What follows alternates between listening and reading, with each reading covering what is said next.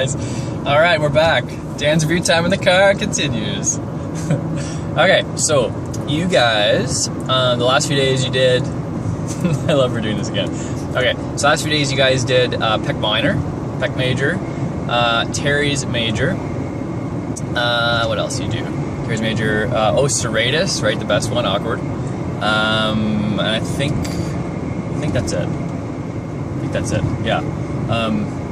Okay, so let's review these. So you had Pec minor. So remember, Pec minor is unique because a common mistake that occurs is people think it originates actually on that coracoid process. So remember, it's attached onto that coracoid process, kind of like that short head of the biceps, right? Same idea.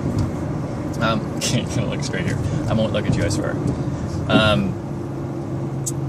Yes. Okay, so, but technically it originates, Pec minor actually originates on ribs 3 to 5, and then inserts into that coracoid.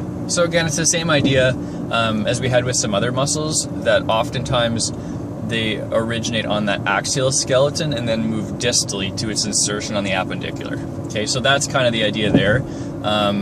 Also kind of like the levator scapula, where we had this muscle originating in one area where you think could actually be the insertion.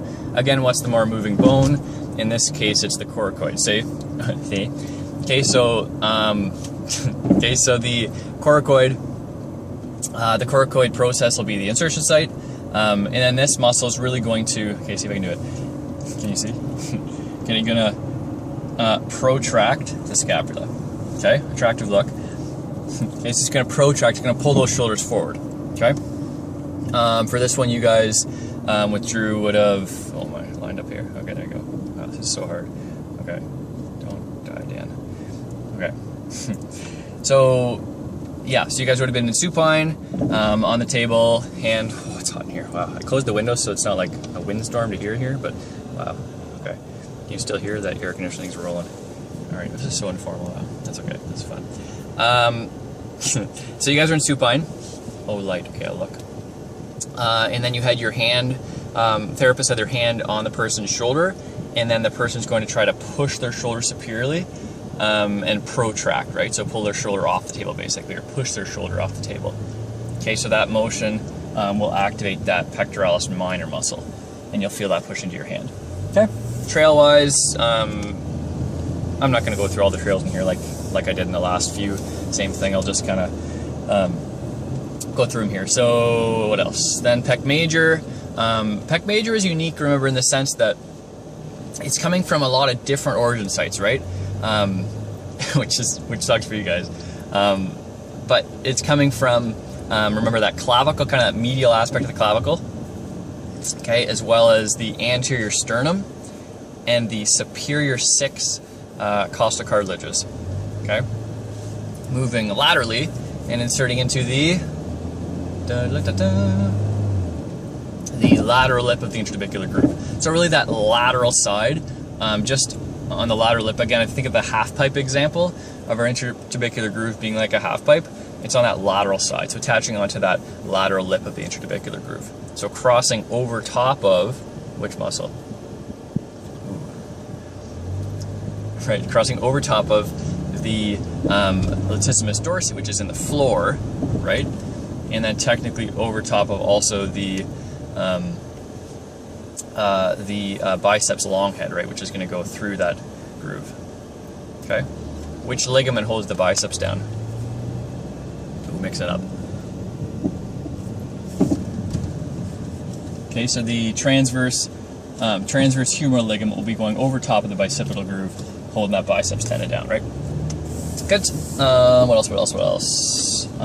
So in terms of actions, the Pec major is unique in the sense it does a lot of different things, right? Like, because of the actions, very much like the trapezius, it's going to do a lot of different things. Oh, we got an ambulance.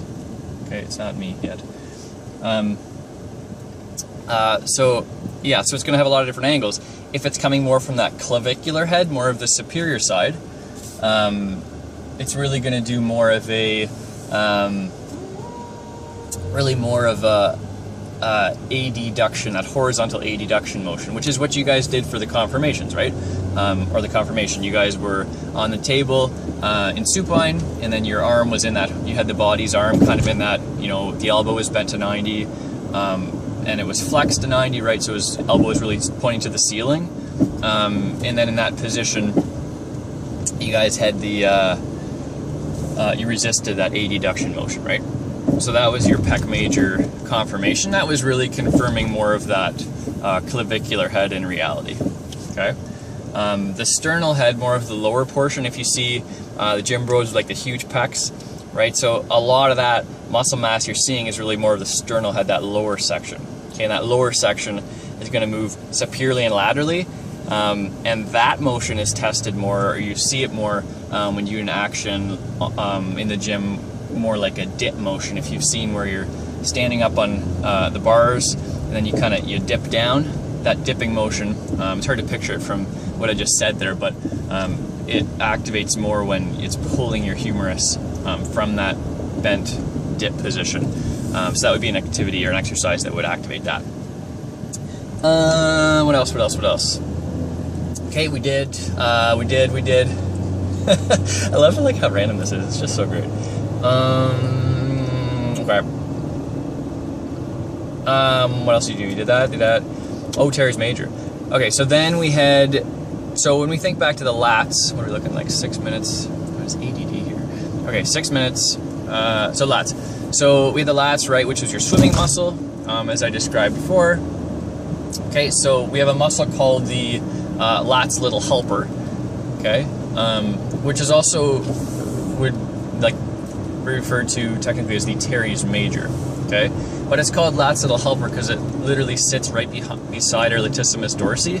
It has the same fiber direction. It's significantly smaller, obviously. It's not coming from that low back area, but the action is the same as the latissimus dorsi. The insertion is also really similar. Okay, so this is our Teres majors coming from our inferior angle of our scapula, and then moving that superior and lateral direction going into the, ooh, do you remember? The time to shine? I wish I could like hear you guys respond. I just can't. It's just so awkward asking questions. Into the, it's like on an OP when you can't say anything. Yes. You're all waiting. The answer is the medial lip of the internavicular groove. Okay, so in the internavicular groove so far, Drew probably mentioned this the other day, and for those of you who aren't in the class, if you're watching this, you have other schools, Drew means nothing, but he's the teacher, other teacher. Anyway, so, yes, so you have so far, medial lip of the internavicular groove is the Teres major, like we just said, and then going through that, or on the floor of the internavicular groove, we have the latissimus dorsi, right? And then on the lateral side, like we just talked about, we had the pec major, right? So that's the one sitting, going all the way over top of that biceps on that lateral lip. Okay, so you have, one way you can remember it and think about it is saying it's the lady between two majors. Okay, so the lady being latissimus dorsi, and then your two majors being latissimus, or gosh, being, I have no idea, being Teres major in the inside, and Pectoralis major on the lateral side. Okay, so you have the lady, latissimus dorsi, between the two majors. Okay. What else? What have we not talked about? Do that. Oh, Serratus. Okay. I think that's the last one. We'll stop it here because I'm close to Sobeys and I want some food.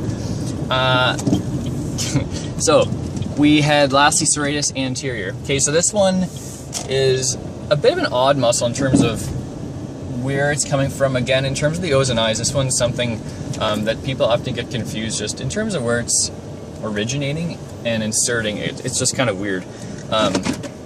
Okay, but remember this, this serratus muscle, it's named according to the picture, the image of this muscle. So it's serrated. Okay, so literally it's this muscle has little jagged pieces, and it kind of like a knife, it has 8 different sections. Okay, so it's going to be sitting right on the lateral side of our thorax, really. So it's going to originate off ribs 1 to 8. I'll try to look right at the camera, right, you guys, and insert into the anterior side of our scapula, right along that medial border. Okay, so it's a little bit weird in the sense of like picturing where it goes, but it's actually going to come from our ribs right along the side of our thorax and go posteriorly, and then insert into that medial side of the scapula, okay, on that anterior side. So eventually we're going to talk here about some of the rotator cuff muscles, but this muscle literally sits right against our ribs because it actually attaches on like to our ribs, okay? So its action is going to protract the scapula. So again, the origin site is going to be that ribs 1 to 8, and the insertion is going to be onto that medial border. So if you think of the action, what's the action going to be? Not that I just said it. It's going to protract, or it's going to pull that scapula forward. So again, the moving aspect will be the insertion site, as usual, right? The moving aspect is going to be that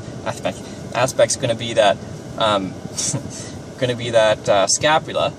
It's going to move and be pulled anteriorly from that from the thorax. The thorax isn't going to move, right? If you think of your whole rib cage isn't going to move, right? It's going to pull, just like the string example again, right? It's going to pull that scapula anteriorly and help protract. So this is the boxing muscle. If you see boxers, they always have like these ripped. You see these like they almost look like ribs, really, right? Because these really follow the ribs. So you'll see these muscles right along the side of the rib cage. These jagged, kind of serrated muscles right along the side. So these are the serratus anterior. They help protract. Okay. So what you guys did for this one for confirmation, what you can do to confirm it for those of you not in this class, since I have a bustling subscriber base of 0, I'm sure there's many of you. It's going to literally pull the scapula anteriorly. Okay. So in side lying, you guys had the elbow bent to 90, arm up to really kind of a flex 90 position. Okay. You outline those 8 ribs, and then you cross fibered, right? And then for confirmation, you want to hold their elbow. You're behind the body right now, okay? So you're facing their back, right? And you're going to hold their elbow, and you're going to match resistance against that elbow. You're going to ask them to match your resistance, and what you're trying to do is pull their elbow towards you. It's kind of hard to show here, but if they were like this, yeah, it's not going to work.